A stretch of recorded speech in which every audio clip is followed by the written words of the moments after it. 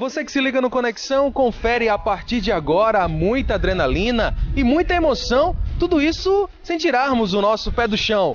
Voos alucinantes. Estamos no quilômetro 35 da zona rural de Mossoró, da BR-110, com a equipe Aerovárzea. Eles são amantes do aeromodelismo. E a partir de agora, você confere mais detalhes desse esporte fascinante aqui na telinha do Canal 10.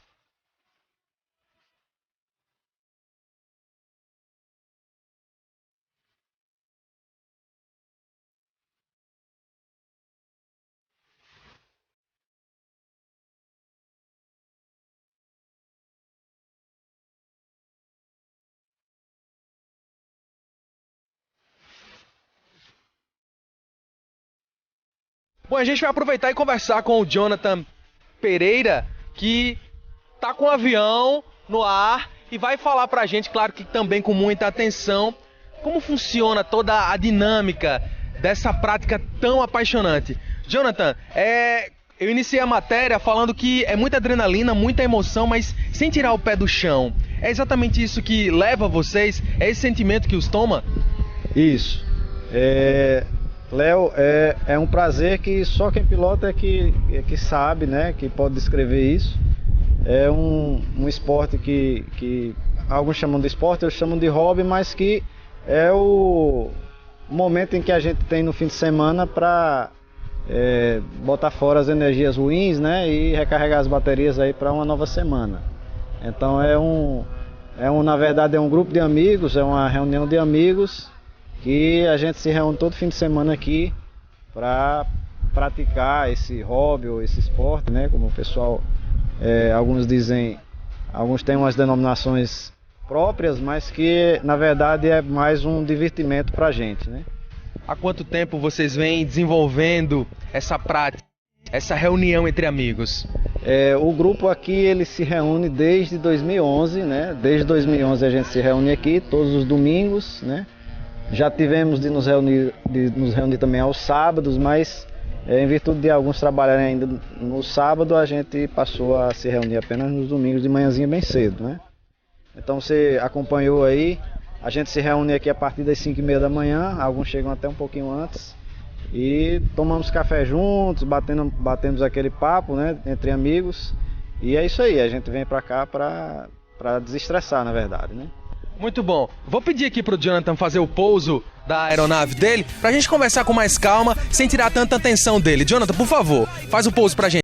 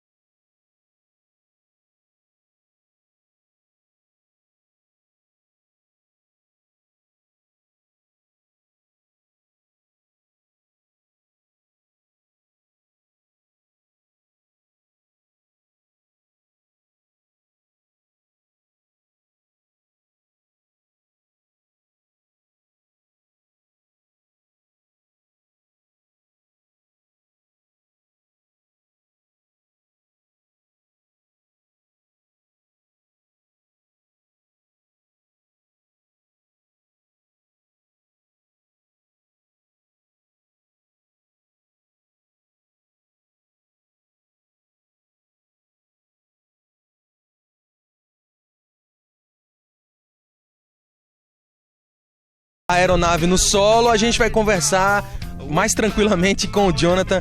Jonathan, quantos integrantes da equipe Aerovárzea fazem a composição do grupo atualmente? Léo, não sei precisar exatamente o número, mas varia, talvez até, eu acho que somando todos, alguns trabalham por escala e não estão aqui todo final de semana, mas é em torno de 20 pessoas, mais ou menos. Para o nosso telespectador que está tendo a oportunidade de conhecer agora a prática, como é que a gente pode definir o esporte, o hobby, o que é necessário para desenvolver, para quem é apaixonado, mas que não deu esse pontapé inicial para o esporte? Como é que tudo isso deve acontecer? Como aconteceu para você? Bom, na verdade, para mim, acho que foi talvez um pouquinho diferente, porque na verdade, desde criança que eu sou apaixonado por miniaturas, não só aviões, mas outros tipos de miniaturas. E na verdade nunca tive a oportunidade de conhecer alguém que trabalhasse, que mexesse com isso, né? E depois que eu conheci algumas pessoas aqui em Mossoró que já praticavam, aí foi aí que eu comecei. E para conhecer, na verdade, você tem que chegar próximo a pessoas que já conheçam, né? Para pegar algumas dicas, algumas coisas, quais equipamentos a gente deve adquirir primeiro. E, bom, basicamente foi isso. E daí para frente é só, na verdade, como todo hobby, né? Você vai aumentando a quantidade de aviões, vai aumentando as quantidades de itens que você tem, mediante o que você realmente... O tamanho da paixão é que vai dar esse tamanho de itens, né? Dessas coisas que a gente vai comprando e vai adquirindo, né? No seu caso, a paixão foi aumentando de tal forma que você também passou a fazer parte do processo de produção das aeronaves, né? Isso, na verdade eu fabrico não para vender, eu fabrico só porque é prazeroso também, é um dos, posso dizer assim, das ramificações do hobby, do esporte, né? Essa questão de construir. Então construir miniaturas para mim é uma terapia, chega a ser até uma terapia. E assim, reproduzir um avião o quanto mais próximo do avião real, em escala reduzida, é o desafio para todo aeromodelista que constrói aeromodelos, né?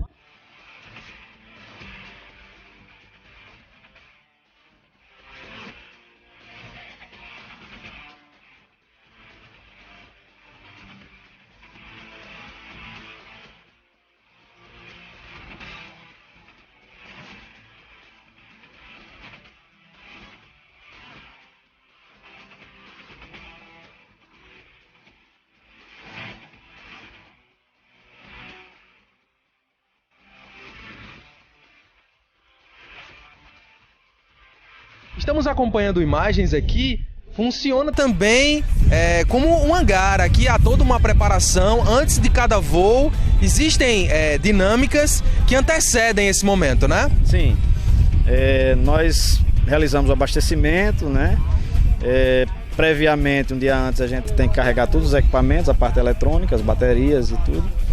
E, enfim, a montagem em si, né? Mas tem uma certa preparação para evitar imprevistos aí em pleno voo, né? Então, para isso a gente tem que se preparar um pouquinho antes. Há uma distinção também em relação às aeronaves, os tamanhos, os formatos. Essa classificação para vocês, como ela acontece? Alguns aviões são classificados em virtude do tamanho, né? A motorização muda e se o avião é uma reprodução fiel do avião real, aí a gente dá o nome de avião escala. E alguns não são tão fiéis assim, né? Então existe o aeromodelismo que é o escala, que é a réplica, e o aeromodelismo que os aviões não têm essa fidelidade tão grande assim com os aviões reais. E ainda o material principal da fuselagem do avião, há diferentes tipos. Isso. Existem materiais diferentes, né? Alguns aviões são feitos de fibra de vidro, outros aviões são feitos de madeira, né? Uma madeira muito leve, parecida, peso semelhante ao peso do isopor. É uma madeira que a gente compra, o nosso fornecedor é em Minas Gerais, e a gente compra essa madeira para montar o avião, né, com o peso menor possível, né? Que é o objetivo, na verdade, do avião, ter o menor peso possível, né?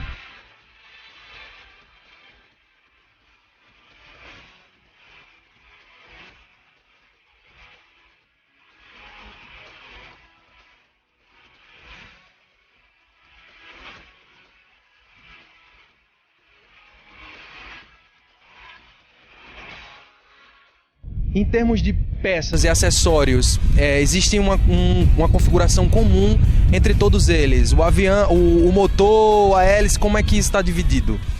Isso, Léo. Os aviões, as superfícies de comando, como a gente chama, né, que são as pontas das asas e a cauda, a ponta da cauda, a ponta da cauda vertical e horizontal, são acionadas por pequenos motores elétricos. O motor da propulsão, onde fica a hélice, é um motor que pode ser um motor a combustão ou o motor elétrico, né? Vai depender do proprietário se ele vai querer montar elétrico ou a combustão. E um sistema de rádio, né? Um rádio transmissor e um rádio receptor para comandar sem fio aí o modelo. Em relação a essa zona de controle, essa dinâmica, ela é fácil de ser aprendida? É muito complexa? Como acontece tudo isso? É bem simples, na verdade. Basta para isso que a pessoa interessada compareça, né, nos locais onde a gente se reúne, nos locais de prática do hobby, e essa questão de aprendizado ela vai acontecendo naturalmente com o tempo. Não tem nada do outro mundo, né? Basta realmente a pessoa querer. Não precisa ser formado em nenhuma área específica para poder montar, mexer, configurar os modelos, não. O Aerovárzea, o grupo, está nas redes sociais. Como é que o nosso telespectador pode conhecer um pouco mais dessa prática maravilhosa de vocês? O Aerovárzea tem um grupozinho no Facebook, né? Que é o Aerovárzea mesmo. E se alguém quiser nos encontrar para conhecer melhor, a gente fica aqui na região aqui do largo do Rio do Carmo, né? Após a ponte, do lado esquerdo. E a distância fica aproximadamente por volta de 11 a 12 quilômetros da UFESA.